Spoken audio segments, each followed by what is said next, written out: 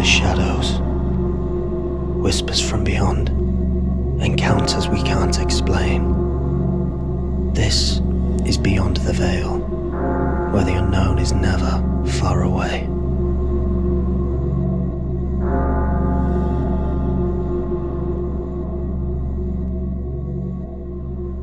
Hello everybody and welcome back to another episode of Beyond the Veil. I'm Brett Rogers and as always I'm joined by Lee Wise. Good evening. Nice pause there for dramatic effect. Pause. And while still Part reeling... of the craft. You are? Part of the craft. Of course. Setting the tone. And while still reeling from our last incredible episode with Liam at number 333, tonight we're sharing some of your stories. And I'm really excited for these because we've not done anything for a while, have we? No, not for a while. Stories. It's been a while, so it'd be nice to actually have some stories to share with you guys. And you've not heard these yet, have you? No, this is going to be new to me. A surprise, if you will. A sinister surprise. These are good ones as well. These are good. But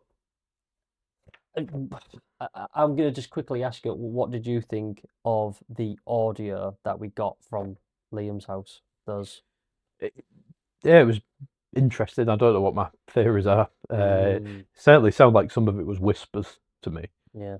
Which is quite sinister, really. The experience in general, it's, we went to a haunted house, 2 books written about it by the person who lives there. And I think the fact that they've done such a wonderful job with decorating the house, making it cozy. You didn't walk in and feel like you were going into a haunted house. You were like, God, this is lovely. Yeah. Stay here. It didn't feel like I think this is the problem, isn't it? Is that there's so many quote unquote haunted houses that you can go into to have ghost tours, haunted experiences. East Drive, for example. It's old looking, isn't it? Yeah. But this was a modern looking house, absolutely gorgeous. They've clearly spent a lot of money on it, and it looks fantastic. And Liam was just such a nice dude, wasn't he? William. And of course, William.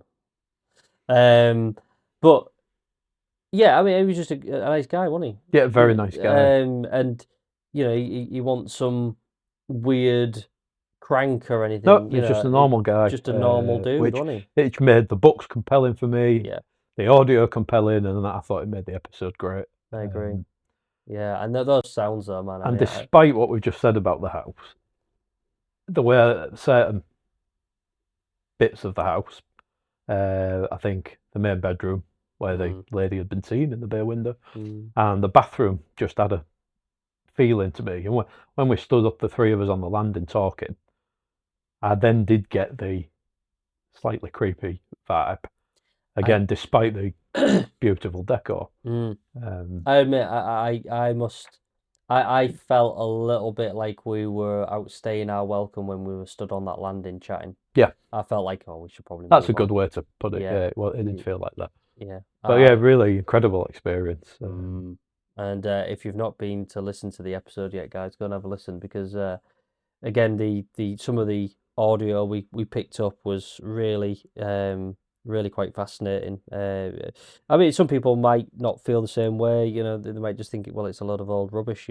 Sat there listening to all that noise and there's nothing to be fascinated about at all. But personally, I thought it was really quite interesting because that house was deathly quiet while we were there. And as we said in the recording itself anyway, it was very windy that night, but you wouldn't have known sitting in his house. No. I mean, when we were walking down the street and everything, it was windy, it was cold, but it certainly didn't feel like it when we was in that house. That the house didn't feel like it moved in the wind, it didn't make any sound in the wind, but then you're hearing all those sounds and they didn't sound like just creaks and cracks. No, they didn't. Some of them sounded like, I felt like you heard footsteps. There was definitely some sort of scratching on the recorder itself. Yeah, was weird. I think that's probably the bit that I thought sounded a bit like a whisper. It was quite hard to really isolate any vocal audio because the software was picking up our voices downstairs. Of course, yeah. Because we were literally at the bottom of the stairs where that recorder was. So if I ever tried to isolate any vocals, it was just focusing on ours, course. and anything else, it was just picking it out as if it was white noise.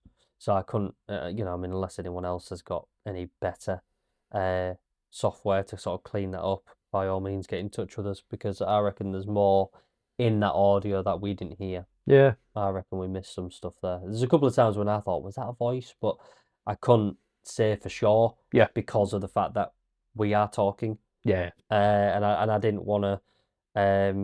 I didn't want to just jump on this idea that it was. I was like, no, it needs to be clear. It needs to be clear that it either is or it isn't, and that's why what you hear is in there, because it's unmistakable.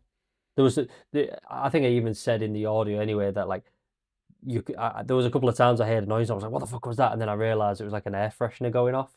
Ah, yeah. Like, like a plug-in. Yeah. You could hear it like go like that. And but when you sat there listening to white noise for all that time, like 3 and a bit hours, as soon as you hear that, you'd be like, what the fuck? It's fucking air freshener. Yeah. So there was a few times. It's the good. Goddamn Airwick, son of a bitch. So yeah, but it was cool. Like listening. Again, listening to over 3.5 hours worth of audio like that, but then all of a sudden you'd hear it. It was just like, holy shit. And you're there listening to it over and over again. But I reckon there was a few times I must have zoned out and I might have missed something. Yeah. Because again, it's a lot of audio to listen to.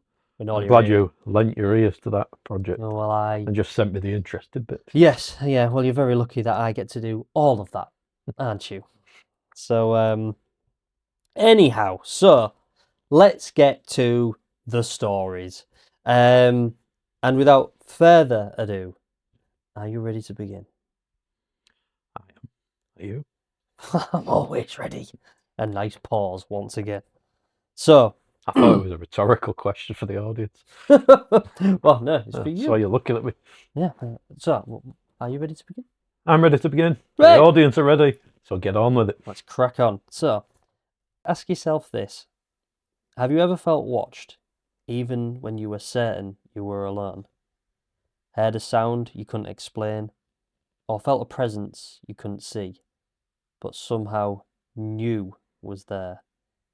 Tonight, there's no pretending you didn't see or hear it, as we take a look what is waiting on the other side, beyond the veil. There's a moment in every new homeowner's life, usually sometime in the first few nights, when the house is settling, the heating pipes groan and the walls release every creak they've been saving up for years.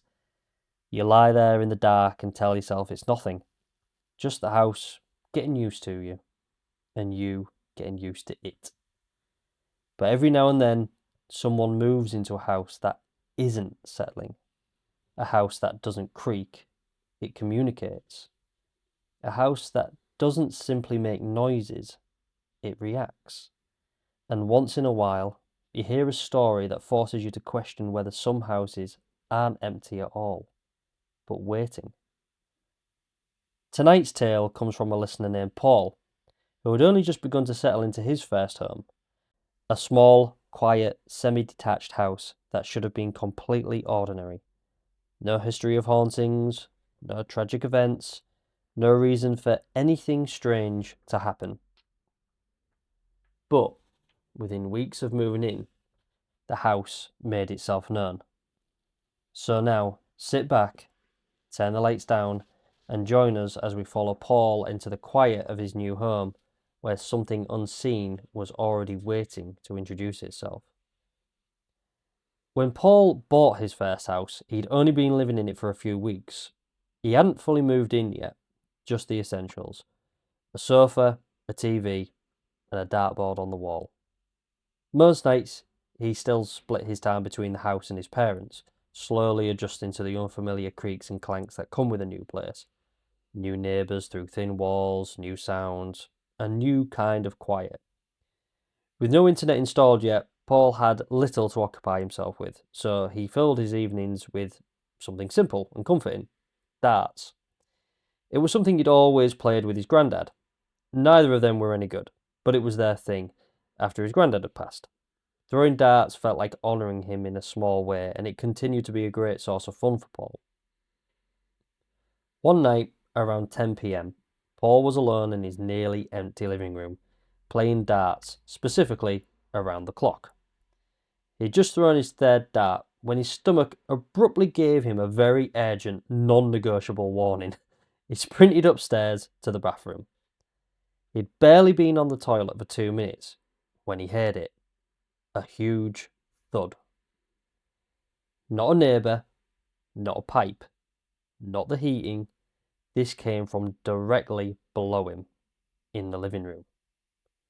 It sounded like someone had toppled a small wooden table, but Paul didn't have a table down there. It was just a sofa, a TV, and the dartboard. He tried to rationalise it. Maybe a shelf had fallen, or maybe something had left by the previous owner had come loose.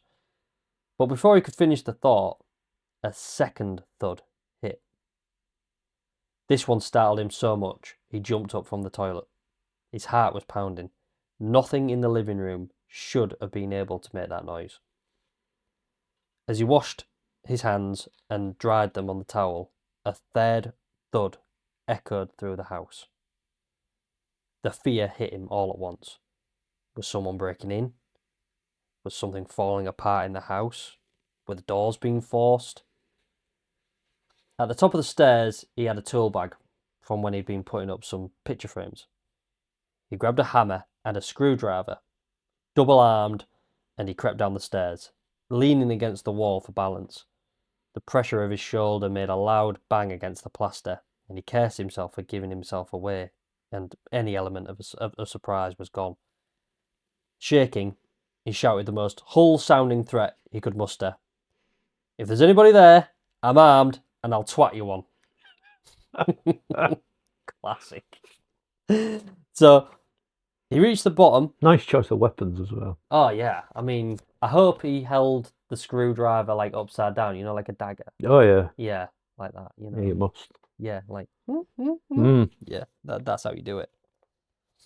So, he reached the bottom, and he swung into the living room dramatically, almost comically, like someone playing hide and seek. But there was no intruder, no broken shelves, no damage, front and back doors still locked, and nothing out of place. The house was nearly empty.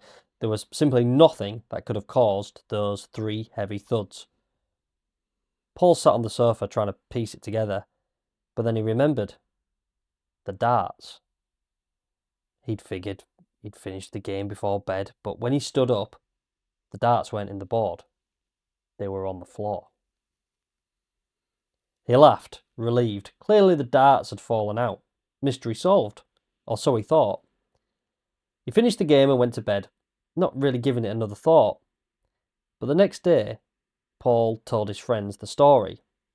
They laughed at the idea of him creeping downstairs with a hammer and a screwdriver until he mentioned the darts. His friend frowned. "So your darts fell out? I mean, there's just no way. You throw them like axes. We've played with you since we played with your granddad.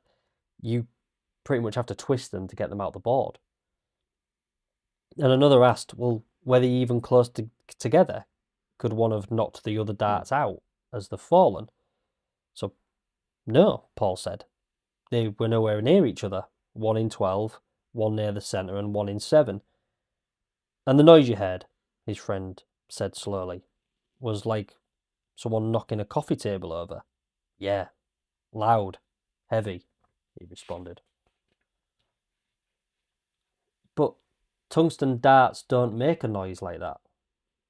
Then came the detail that made both friends fall silent.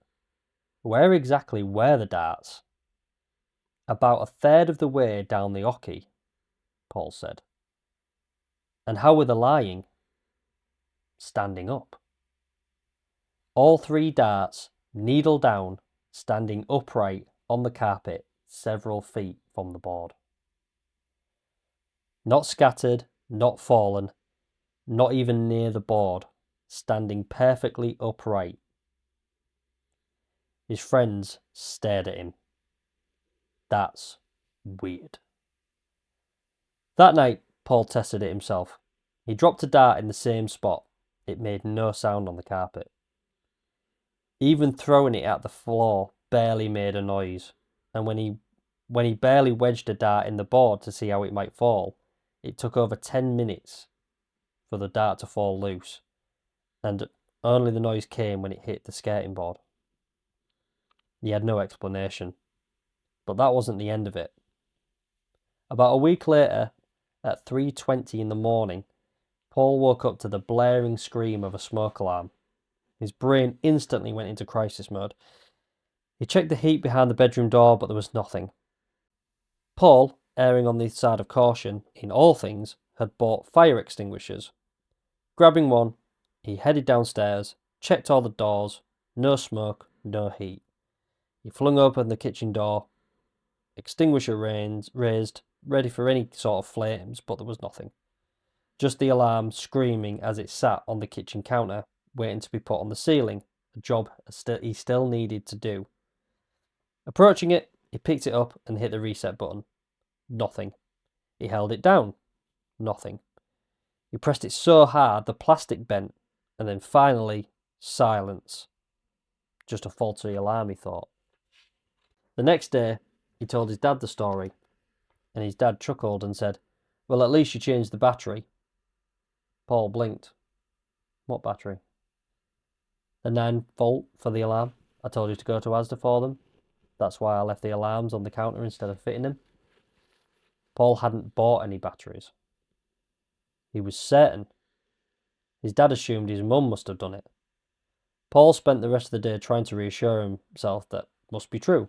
But when he got home that night, he walked straight to the kitchen, picked up the fire alarm, flipped it over, opened the compartment, and found it completely empty. No battery, no power source at all. Something without a battery had woken him up at 3:20 in the morning. Paul stood there staring at it before blurting out without thinking, "Nope, I'm not having any of that." He bought batteries immediately, and to this day, Paul says the same thing when he tells the story. Whatever knocked those darts out, whatever made those 3 thuds, and whatever woke him up that night, it wasn't trying to frighten him. It was a warning that something or someone else was there in that house, and on that occasion, it had a reminder for Paul. The smoke alarm needed batteries. What a great story. Crazy, right? What a great story. What I really liked about it is the things I sort of preempted with my skeptic mind, which was the darts falling out of the board wouldn't have made the noises that were described. Yeah. And it was really cool that that was Part of it. picked up, Yeah. and that was part of it. Then when you said about the smoke alarm, I thought, yeah, when the batteries get old in a smoke alarm, it causes it to go off sometimes as a warning. Mm. I don't think it does that when there's no battery at all in it. I might be wrong. Well, But I don't think I'd it like does. to know how it would, Yeah. with no battery in it at all. Yeah. I mean, I know you shouldn't do this, but when our smoke alarm has gone off, if Yeah, we've you been just cooking or disconnect the whatever, battery. and our cat's crying like crazy because it's so fucking loud, I've taken the battery out to shut it the fuck up. Yep. You know, and I know you shouldn't do that, but I always put it back in. But that's what you do, innit? You don't take it out and still think to yourself, oh well, it might go off still. Yeah. If you remove the power source, it's not going to work. Exactly. So unless there is some weird quirk where if there's no battery in it or the battery's low, it goes off. Possibly. Like an inbuilt reminder. Doesn't. Yeah. Yeah, maybe. But it doesn't explain the darts. But also, like, if that was true, though, like, they'd all be going off in shops. Very true, yeah. They'd all be Yeah, there just very going, good I need point. a battery! I need a battery! I've Very- been fucking Very feed yet! good point, yeah. And it's as well, it's quite comforting, isn't it? Because, the thing with the darts, and he played that with his granddad. Yeah. And then this apparent warning about the smoke alarm Yep. then does feel like it was just a little elbow in the ribs from his granddad to say, get your smoke alarm sorted out. Yeah, quite possibly. I'm disappointed in Paul, somebody sensible enough to buy fire extinguishers, but not put a battery in the smoke alarm. yeah. Come on, Paul, sort your life out here. You know, just think about these sorts of things. I'm just trying to see if I can find Paul's email. I probably should have had it to hand, really, because I did ask him what his thoughts were. And for some reason, I can't. Let me just bear with me, and I'll just pull it up. Because naturally, I followed the story up with, like, you know, what your sort of general thoughts on this. And he said since that had occurred, it had been nearly 12 years since it had happened. So it was a while ago. And he said he doesn't really think about it anymore. And he's tried to just sort of put it down to one of those weird things that happen and he can't really explain. And his words were, I couldn't explain it, so I kind of just had to let it be. I haven't played on that dartboard on my own since, and it's only been used when people are around, but then again, it might be more of the fact that he's got his internet installed and everything else, so he just doesn't really play it on his own anymore. But he said, same with the smoke alarm, I test them all the time, and honestly, I couldn't tell you if it's the same one or not. My dad's got a knack of changing these things every so often without telling me, but nothing else has ever happened over this time. And it's kind of weird that it's just only ever been those two strange things. The thing that always stays in my mind, though, is the thuds. You know what next door or the house banging sounds like? These thuds were so loud, I genuinely thought someone was in the house whilst I was on the toilet. And he said it really creeps me out when I think about it. But again, I can't explain it. And I'd rather not go Googling stuff because I'd probably never sleep again. Fair enough. Yeah. So that was his, like, follow up, really, you know, because I asked him as well, like, you know, any sort of inclination of, like, whether you thought this was your granddad or whatever, but he didn't really sort of acknowledge that. Not so sure, yeah. presumably, he doesn't feel like that. But strange. Very strange, and it carries, to my mind, a couple of things in common with other stories we've heard, including Williams and the lady in the bay window, in the things stuck in the floor. And it's really difficult to explain that away through any logic. So obviously with William, there's a story of the knives sticking in the hardwood floor. With Paul, there's the darts in the carpet. And with a level of force as well. Did make me laugh at the thought of him throwing darts into his carpet purposely to experiment. I'm just going to fuck up my carpet because I really want to know how this happened. But yeah, so that reminded me of that event in The Lady in the Bay Window and other stories I've heard in the past of knives standing on end, you know, things sticking up. It seems to be a spirit's way of getting attention. Well, it's certainly creepy enough that it will get your attention. And then, as we've already discussed just on this podcast in our first episode, it's this interference with electrical items, especially when there's no battery in them. The story from George with the laser gun. And again, these are just these typical things that you hear in these stories. Yeah. And it's really interesting because when a lot of things have these things in common, it starts to look like a bit of an MO of, if it's ghosts, it's the MO of the spirit world. If it's something else, it's their MO. But I do think things sticking into things which takes force and there's nobody else there doing it really makes you think, because I can't come up with a logical explanation for that. It's a sound as well. I mean, like, those three bangs have to be connected to the darts in the floor. And you know, I don't even really know what I'm trying to say, but I just think it's really strange that he heard those three bangs, the darts are in the floor. That's got to be the darts being thrown in with such a force that it does make a sound. You know, it's what else can it be? He hears three bangs, and then the three darts. And were the darts into their absolute hilt? Do you know? Didn't actually say as to the depth. Maybe that would be quite a good one to know, actually. He didn't actually say to the depth that these darts were because in. I just can't imagine, especially on a carpeted floor. I pictured a wooden floor. Yeah. And And you know, I've made light of Paul experimenting with it and saying it didn't make any noise, I but think I would. he would, yeah, I would, and he's done that, and he's obviously thrown them with enough force that they've stuck in. Yeah, you can. Yeah, and I used to go to the gym with Paul. He's strong enough. Yeah. No, so it would have, if it had made that sound when it happened while he was sat on the loo, it would have made that sound when he physically tried to do it. So I just don't feel like it is connected. It's almost like it's two things in conjunction. Maybe the other two bangs were just him on the toilet because he was scared. Possibly. Never asked. I think he'd have known.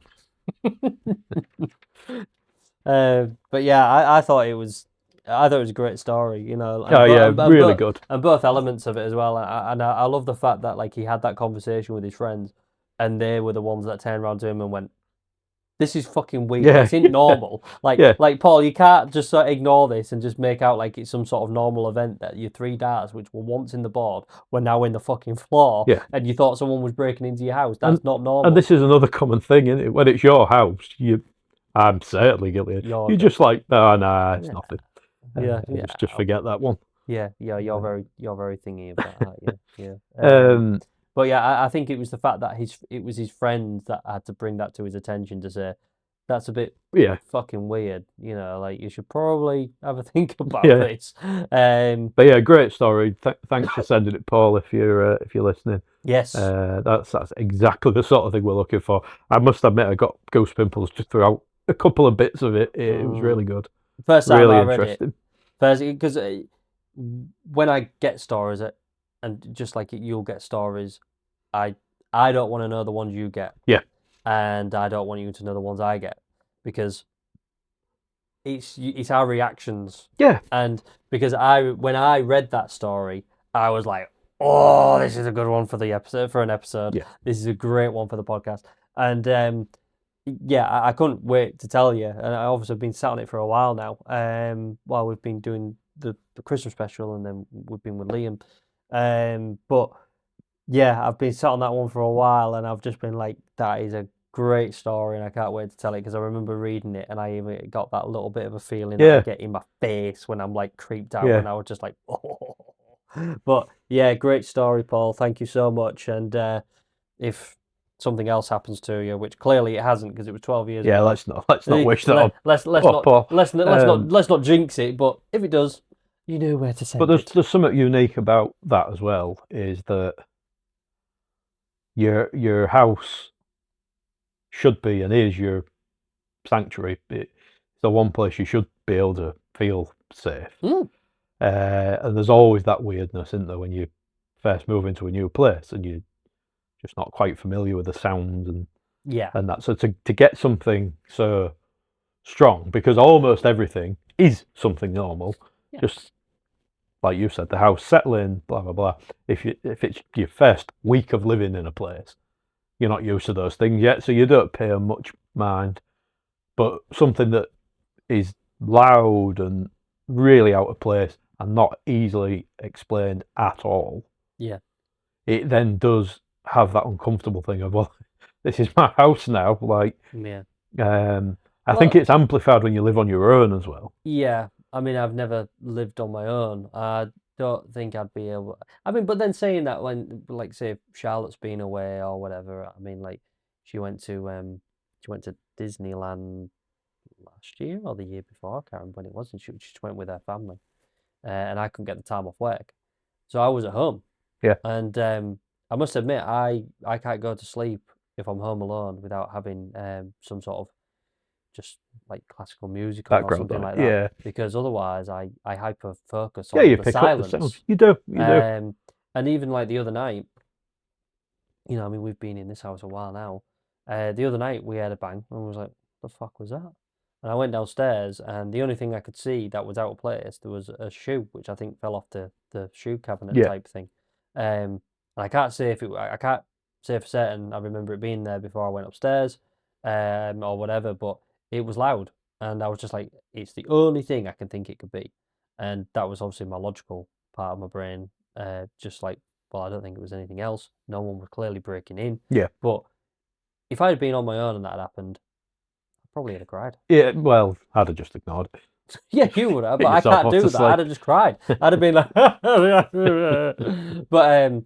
but you know, you go and have a look. But if that shoe hadn't have been there, I think I probably would have been like, what in the living Yeah. shit was that? Yeah. Because it was only because that was there that I was like, I can't see anything else that it could have been, so it must have been that. I can't say for certain that it was there beforehand, but that is somewhere where it shouldn't be. It should be on there. It should be on the shelf.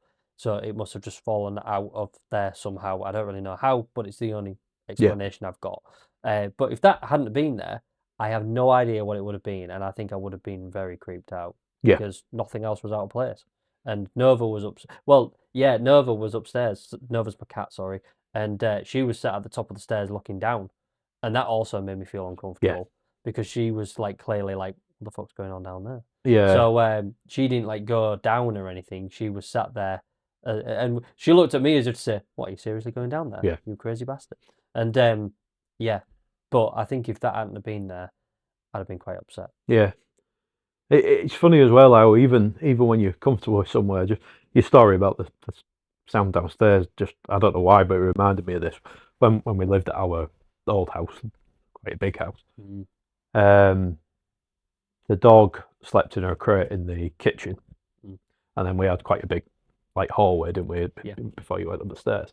And it was the night of the day, which we'll probably discuss in a later podcast, but we'd been to St. Boltoff's Church, the so-called Satanic Church, and we had a very, very weird and unsettling experience, didn't we? We did. And I was at home, everyone else was in bed, me and the dog were in the conservatory, I was reading, and I suddenly felt extremely uncomfortable in my own house because I was in the back of my mind thinking about what had happened to us during the day. So as usual, thought, right, bedtime. So I went through, put the dog to bed, and turned all the lights out, and then made my way into the hallway just before I went up to the stairs. And I can't remember what it was that I think there was a pair of shoes in the way. So didn't want someone to fall after they'd come down the stairs, so I bent down to move them, and I just felt something lick my hand, and I honestly just froze and put the light on. It was the dog. I forgot to close the crate. But for some reason, normally she'd make a noise or she'd be jumping up at my leg. For some reason, all she did was just lick my hand lightly. So it was incredibly weird. But I think it would have been creepy anyway, but it was massively amplified because all of a sudden, for whatever reason, because I got a bit creeped out thinking about the events earlier in the day, my house didn't feel safe or familiar anymore. Yeah. And then my hand got licked. Yeah. I nearly had a... And the thing is with your dog as well is that she's like incredibly like just like a lot of dogs are, but she's like she's quite clingy, isn't she? So when she sees you, she's quite all energetic, over you, like. Yeah, and she's very energetic. So if she sees you, she's all over you, isn't she? Yeah. And you can hear her coming before you see her. Because she's just that kind of dog, you know. She doesn't necessarily bark a lot or anything. No, she doesn't. But you can hear her, and she's quite an energetic dog, isn't she? And so the fact that she's managed to stealth up to you in the dark and lick you, that is fucking terrifying. Yeah, it was, and again, it was probably she did make a noise, but I was so fixated on just feeling creeped out. And also, it would have been the last thing you would have been thinking you'd hear as well, because you had it in your mind that she was locked away. Yeah, she was in bed. Yeah, she was in bed. So she was in the crate. She was in bed. So that would have been the last thing you would have been listening for anyway. Yeah. Where if you'd maybe perhaps thought that, oh well, the dog might be roaming around somewhere. Yeah, it wouldn't have been as weird. You would have been more aware that she could be in the dark. Yeah. But it's just that weird thing that it's really unpleasant when your house suddenly doesn't feel like it can be your sanctuary anymore and it's not safe. I mean, it only lasted that night. I did feel very weird the next day as well. after what happened. Well, yeah. I mean, obviously, you know some of the things that happened to us in the last house, but when we get Charlotte on a future episode, we're going to talk about some of the things that happened to us in that house. Yeah. And some of the things that did happen to us there, really, really made me feel uncomfortable being in the house, even in the day. Yeah. And then at night time, when it was time to go to bed, I was very, very unsettled. And that was why one of my questions to Liam, why that was so relevant to me, was the fact that when some of the stuff happened to us in the house, I really struggled to sleep because I didn't like the idea that there was something there in the room that I couldn't see. And then after reading Liam's books, I was just like, how does the guy even fucking sleep? Yeah. You know, like, I just don't know how he does it. Speaking of which, there's a cat here. Don't let that scare you. How you telling? So yeah, I don't know how he even sleeps. Yeah. You know, but you know, I mean, he does. I mean, we had that conversation with him, but yeah, it's just horrible, that feeling that like there's something potentially else Yeah, in your house. in the house, just not making that space that you otherwise feel comfortable in not comfortable. Did you, so, bit of background, we had a Halloween party at the house you're speaking of, and we looked at a picture, didn't we? And there's somebody on it who none of us remember was there. Don't know who it was. One in a fancy dress outfit. Just a man stood there, wasn't it, looking at the camera, not smiling, just looking at the camera. And nobody knows who he is, basically. So that's the background. And he's the only one in the picture that is blurry. Yeah, yeah. And not dressed up in some way. Did you notice that while you still lived at that house, or was it after? That's a really good question. I think Charlotte came across I think she was scanning through old photos here. And maybe we would have looked at all of our pictures from that Halloween, because we used to do crazy Halloween parties. Yeah. Before we got the cat. And we used to go all out, didn't we? And we probably would have looked through those photos, but clearly we just never noticed. Yeah. And I don't know how or why, but I'm pretty sure we were here. Right. And because I would have felt like, and I don't remember going to that house after that, after we saw that picture, so it probably was. I think when you was living here. But you would have felt like it was there watching you. Yeah, I wouldn't have felt comfortable with that. I mean, it's very spooky. We have a couple of potential theories that it might, of who it might be, but we can't say who we think it is for certain. Like, we think that maybe it might have been someone picking somebody up who we didn't really know, but the person who was being picked up did know them. Yeah. But then me being like I am, I kind of feel like I'd remember that. Yeah. Letting someone into because the house he was in who I don't know. And it's not like he was just near the front door. No. It was in the middle of the house, basically. That's it. He was in the middle of the living room, essentially. Middle of the living room. There. And he was just stood there with his arms by his side. Yeah, didn't have a drink, wasn't smiling. No, he didn't look like he was just waiting. He literally was just stood there looking at the camera. Yeah. But he was the only one, and no one. And if you were picking someone up, you wouldn't come in, would you?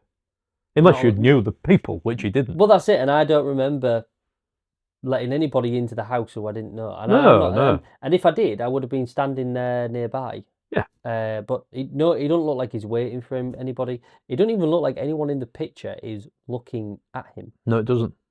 Like, no. It's a really, really odd really photograph. picture. Yeah. And it could just be purely coincidence, but it's a weird photo. And we've analysed it a few times, like, analyse it.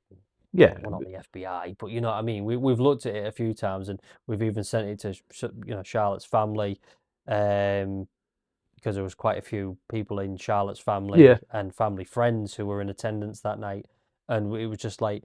And anyone from your side, we would have likely known, wouldn't we? Oh, easily. I mean, my side's much smaller than Charlotte's side's, and it was definitely no one on my side. And then it was just like, Charlotte sent it in like her little family group chat thing that she has, and everyone was just like, don't look remotely familiar at all. So I just don't know who the fuck it is. But I think, back to your point, or back to the point, is if I had come across that photo and we were still there, I think I'd feel very Does your uncomfortable. thought of that guy? Because I would, Yeah, if I was in there. yeah, yeah. I I mean, would have felt like he was stood there watching me. yeah. Well, because things again. We'll talk about it in a future episode, and we'll probably bring this photo back up. But stuff did happen there Yeah, and in that room, yeah. which is weird. So yeah, I don't know, but I think if we had come across that photo and come to sort of like really analyze it like we have done since, I think I'd have been very uneasy about being in there. I already was in a way anyway. To the Yeah, point where I even asked the landlord, didn't I? I said, anything ever happened to you when you lived here? He was yeah. just like, what do you mean? He had no idea what the fuck I was on about. Thought it was weird. Not that I'm bothered about that.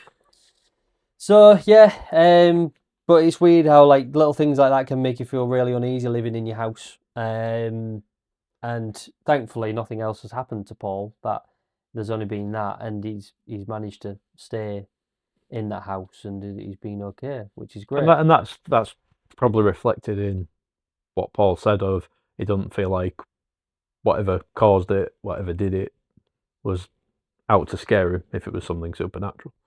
Well, it always also makes you wonder if that theory of the more you focus on it, the worse it is as well. Yeah. Because maybe the fact that Paul didn't focus on it is why it stopped. Yeah, is why it stopped. So you don't know that either, do you? So.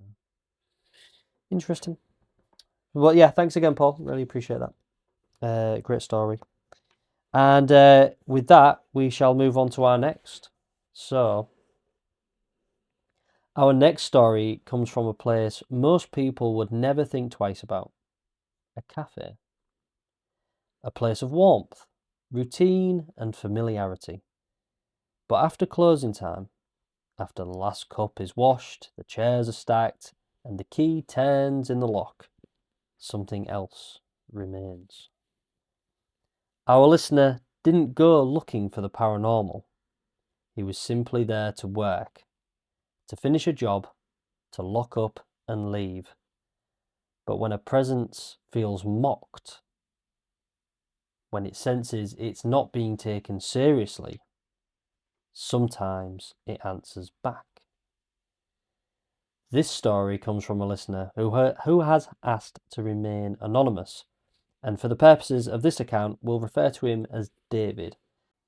In Hull's historic Hepworth Arcade stood a cafe known as the Coffee Cup, a place that until its closure in mid-2025 had built a reputation of being a warm and traditional cafe which had a dedicated and loyal customer base for decades.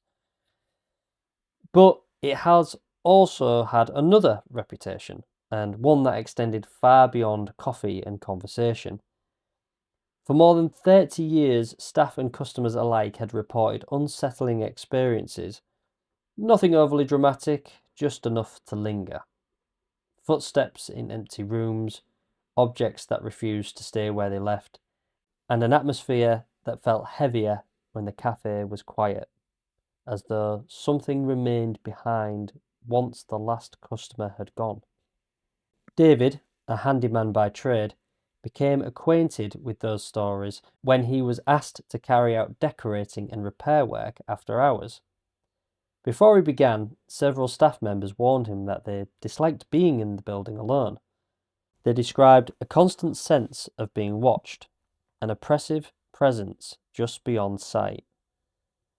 They spoke of footsteps upstairs in staff-only areas, and of a wooden spoon kept in the same drawer every day that would vanish without explanation. Days later it would reappear, not laid flat, but standing upright in a cupboard corner, positioned deliberately, as though someone wanted it to be noticed. David was sceptical. He suggested forgetfulness, coincidence, the kind of thing that happens in a busy cafe. But the staff insisted the spoon was always upright, always placed, always wrong. One story in particular stayed with him. On a busy afternoon, a young boy, the child of a customer, began running up and down the old wooden staircase leading to a staff-only area upstairs.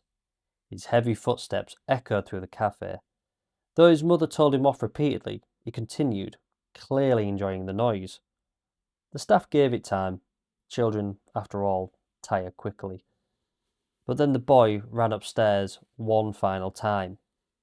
He reached the top, stepped into the dim landing, and suddenly came charging back down the stairs faster than before. He threw himself into the chair beside his mother, his face pale, eyes wide with terror.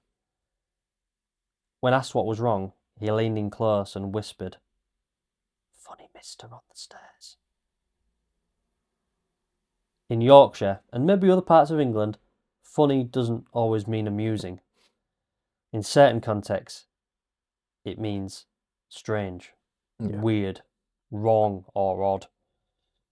The mother looked upstairs and she saw nothing, but convinced by her son's fear, she approached the staff, apologising for her son's behaviour, but insisting a man upstairs had frightened her child badly. The staff were stunned. There was no man upstairs, and there never was. They checked anyway, but the investigation only confirmed what they already knew. The landing was empty, and the rooms were empty. No one had been up there at all. Despite these stories, David wasn't deterred. He'd worked alone in places with reputations before, and a building was a building, and the job itself was simple. One evening, after the cafe closed around 3 p.m, the staff locked up and left David with the keys.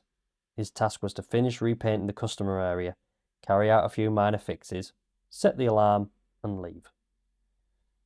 As the arcade outside fell silent and night settled in, David turned off his music and began packing up. And that's when he heard it. A light tap coming from the kitchen. He paused, listening. Settling noises, he told himself.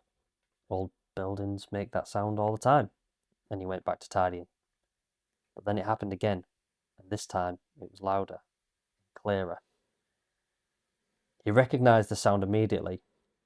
A cupboard door being opened and allowed to swing shut on its own.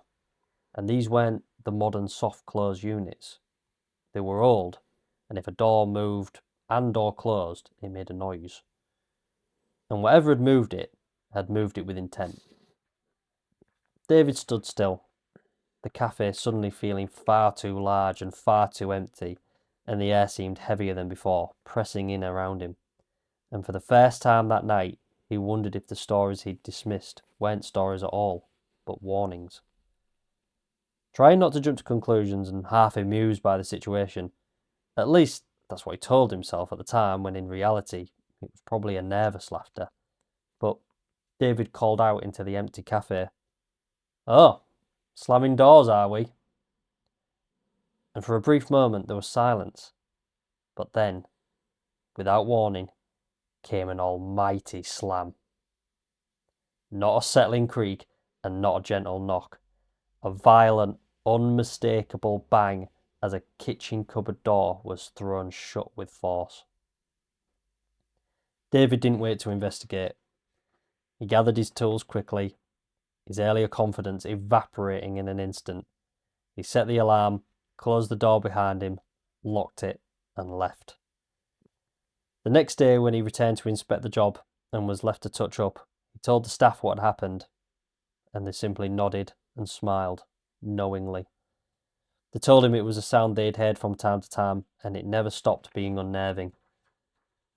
David completed the remainder of his work, only while others were present, and later in the year he returned to repaint the kitchen, again after hours. Though originally nervous, nothing happened that night, and the job was finished without incident. But the experience stayed with him, a reminder that whatever lingered in that cafe did not always welcome guests, and would not tolerate being mocked. Very good. Creepy, man. Really creepy, and the whole arcade's creepy. It's old. It's really old. You know, you pass by it on one of Mike Cavell's tours, and I've looked through. Obviously, it's just a barred gate. It's open into the arcade. So on a night, you know, there's just a pale sort of glow of some lighting, and it is eerie down there. But there's also I've heard stories about this cafe before. I've heard that there's a male ghost who was quite fond of females. So ladies have had like the bums pinched and things like that. Cheeky. Yeah. I think that might actually even be in the same cafe. It is, Although yeah. David's never said anything about it in his message to us. I believe I have heard those stories about a ghost like that, and I think it is connected to the same cafe. I'm sure it is, and I actually think Mike might have been one of the people who has said about these stories, and I think I've read them in the Hull Daily Mail as well. Yeah. And it is definitely that same cafe. So it'd be interesting to know Mike's take on it, actually, if we could ask him. Yeah, we'll have to get in touch with him. We want him back on the show anyway. Yeah. Hmm. But I do think it's quite a creepy arcade, especially when it's closed. Yeah. I don't find it particularly creepy when it's not. I think both arcades in Hull are like that, though. I think Paragon Arcade's a bit Yeah, I creepy, agree. You know, I agree. They're old. Yeah. They're old. And I think both Paragon Arcade and Hepworth Arcade, because they are so old and they've got all that old architecture in there, they just are sort of a little bit creepy. Yeah. And they've got a lot of history to them. Yeah. But yeah, and I know that because I'm pretty sure not that this really gives it much credibility, but I'm pretty sure when Most Haunted came to Hull with good old Mr. Derek A. Correa, Good heavens. I'm pretty sure they went in there, actually. Yeah. I don't think they did any filming or anything in there, but I think because of its reputation, I think they did actually go in there. Yeah, interesting. Quite chilling about the little lad running up the stairs. I actually think that was probably part of the story which David told, which probably freaked me out the most, actually. Because I think it's that phrase as well, funny mister on the stairs. Yeah. That is fucking terrifying. Yeah, That really freaked me out. I mean, even though that was really creepy with the cupboard doors being slammed, especially in response to him sort of like saying, doors are we? And he probably didn't expect anything to happen from how I read his email, was that I think he just genuinely thought he was just having a bit of fun with himself, really, and he didn't really expect anything else would happen. Although he didn't know what the noise could be, he was just sort of like, oh, well, I'll test it because chances are nothing's going to happen and I'll have a bit of fun with myself. And then when it did, his fucking blood ran cold and he was terrified. But yeah, but I think the part of the story which creeped me out the most wasn't even the part that happened to him. It was that story that he'd been told by the staff about this young boy on the stairs, and the fact that he just came charging down the stairs. I mean, he put it in his email that his eyes were like saucers. They were that big, like he was that terrified. His eyes were so wide. And all he could muster was funny mister on the stairs. And I was just like, oh my God, that's fucking terrifying. Yeah, it is. And obviously, he was clearly enjoying himself on the stairs, that he wouldn't stop when he was being told to stop by his mum. But something made him stop. Yeah, definitely. Yeah, an interesting story, that, and scary. Yeah, it is, isn't it? I'm actually intrigued now to see if maybe we can get access in there. Yeah, maybe so. Don't know whether it being commercial. I'm sure we'll be allowed to go in for a coffee. Well, yeah, but it's closed. Oh, is it? And I don't permanently closed. I don't think the unit's been taken over. Ah, right. Not yet, anyway. I might have to go and have a wander. That's a shame. It's been going for years. Well, if you was listening properly, I did say at the start of the story that it closed in the mid-2025. The mid-2025? As in, yeah, exactly. It's been closed about 6 months. Maybe a bit longer. But still, I don't think anyone else has gone in there yet. So, could do with maybe seeing if we can get in there. That'd be cool. Perhaps we're prospective renters of the place. We're not paying money to be scared. Oh, I mean, we'll pretend we're opening a coffee shop. We want to go have a look. Oh, right. Okay, yeah. So we'll go in there. Oh, can we have a look around and just leave us for a few hours? Yeah, overnight. We'll leave us overnight so I can pretend to make coffee and see if I get a real feel for the place. Yeah. But yeah, a fantastic story, and thank you, David, for sending that. Of course, we do respect your wish to be to remain anonymous. But we do thank you for sending the story. It's a fantastic story, and it certainly creeped me out when I read it. Yeah, definitely. It's a great story, but I'd love to know if anyone else has ever had any experiences in the time that they were there. Yeah. So if anyone's listening and they've ever been to the Coffee Cup and they've heard stories about the place or they've had an experience themselves, just let us know, because I'm sure there's more stories to be told about I'm that place. sure. I mean, if he's just picked that up from working there, for that brief time, it makes you wonder, doesn't it? So, And I guess as well, it's when you work somewhere like that, a place that's busy and vibrant and things during the day, and then when it closes, everyone's gone. It becomes almost like a liminal space, doesn't it? yeah, I agree. I think a lot. It's a bit like a school, isn't it? You Yeah. know, I mean, a school which is normally absolutely freaking bustling, even without a history of being haunted or any sort of tragedies or whatever, they always feel creepy. But it's Yeah. because they're completely devoid of life. Yeah, something when unsettling, isn't it? Yeah, when they normally are, and it's those big spaces, it's those big Yeah. areas not being filled. So even I think any school. Supermarkets are the same, aren't they? And we've worked in one. Oh God, yeah. And that was the same. You Yeah. just felt a little off. That's it. When it was closed, and you were closing up for the night, the stock room, the warehouse, and everything just felt wrong, didn't Yeah, it? it did. You know, and it's just because it's. And they always had that like urge to be the first one out, like just get Yeah. out quickly before it's. And if I was closed up. behind, I must admit there was a couple of times where I'd just have a feeling and I'd run through the warehouse. Yeah, You know, yeah, I'd like, ooh, I don't like it in here. I'm running, yeah, and I'd run to the door, because, and there's probably, looking back, there's probably nothing there at all, but did not stop me feeling uneasy in that yeah, moment. And yeah, it probably is just because it's gone from being busy all day long, staff everywhere, yeah, loads to do, and then all of a sudden it's just deathly quiet. yeah. I think it's just that complete opposite, which immediately makes it feel strange. And it's funny because I was just sat thinking about going in there on a night.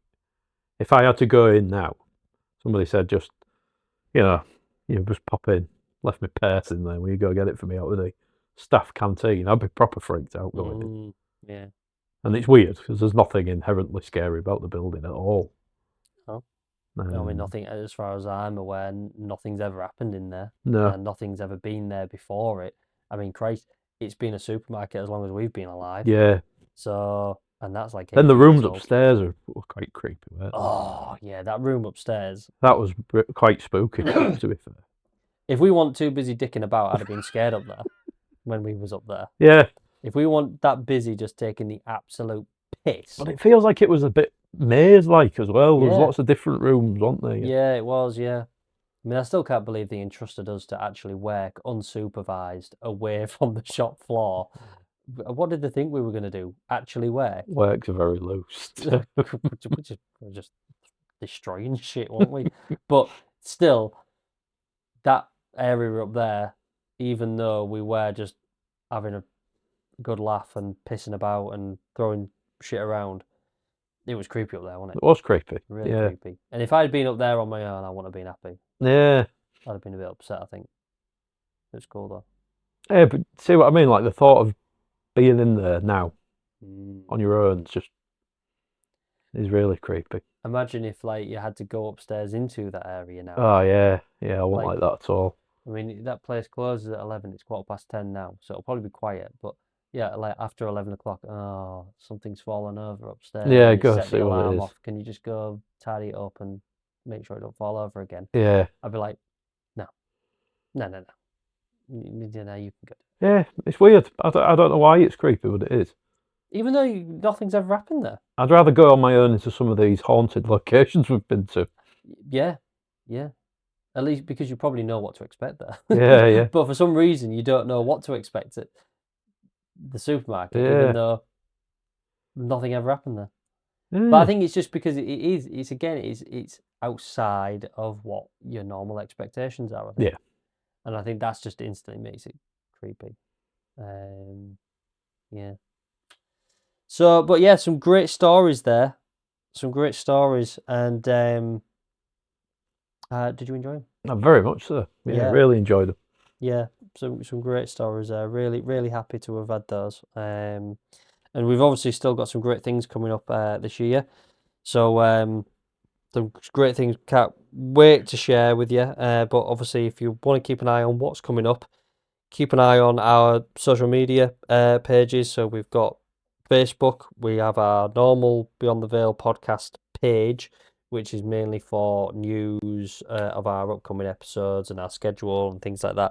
And then also don't forget to join our group, which is there for you to have your discussions about some of the episodes, things that have happened to you, things you'd like to see in the hear from the podcast, anything like that. Join the group, share your thoughts, tell us what you want to hear, anything like that.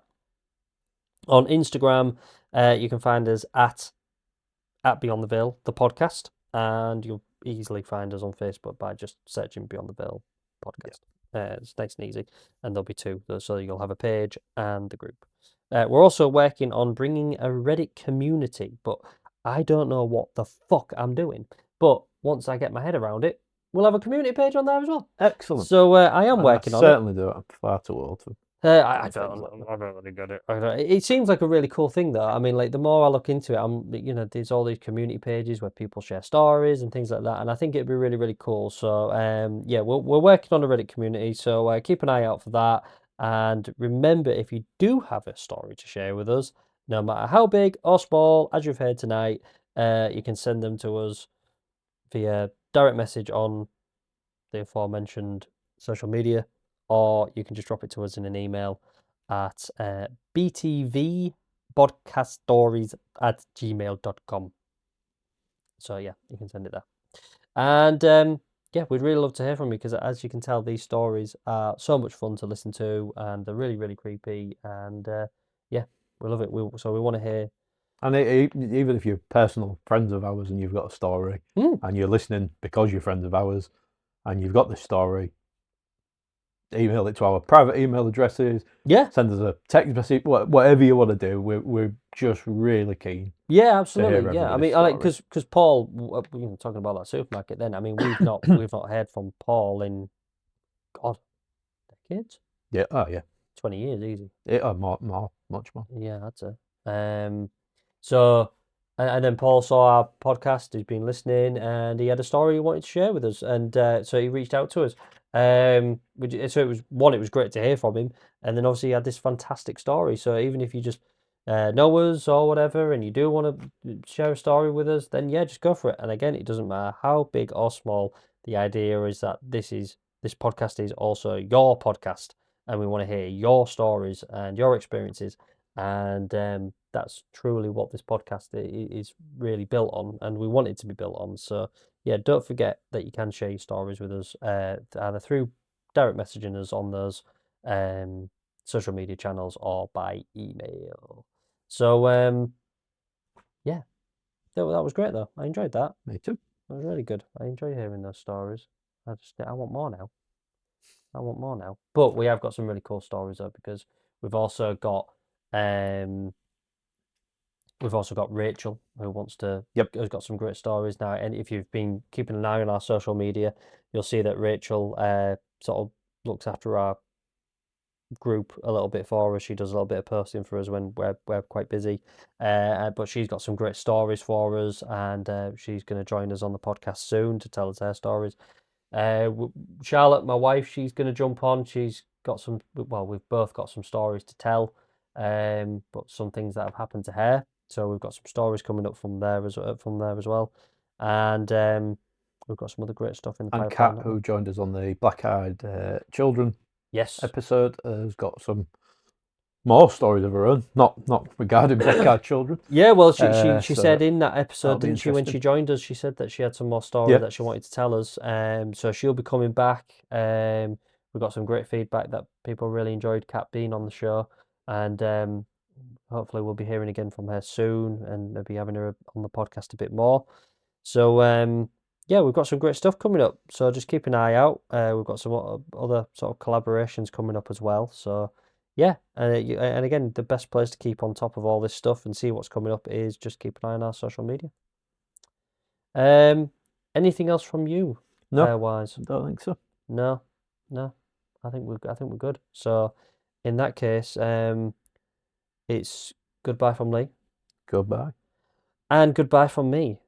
And tonight's stories raise more questions than answers. Were these coincidences, misunderstandings, or moments where something unseen briefly crossed into our world? We'll let you decide. Until next time, when we meet once again beyond the veil.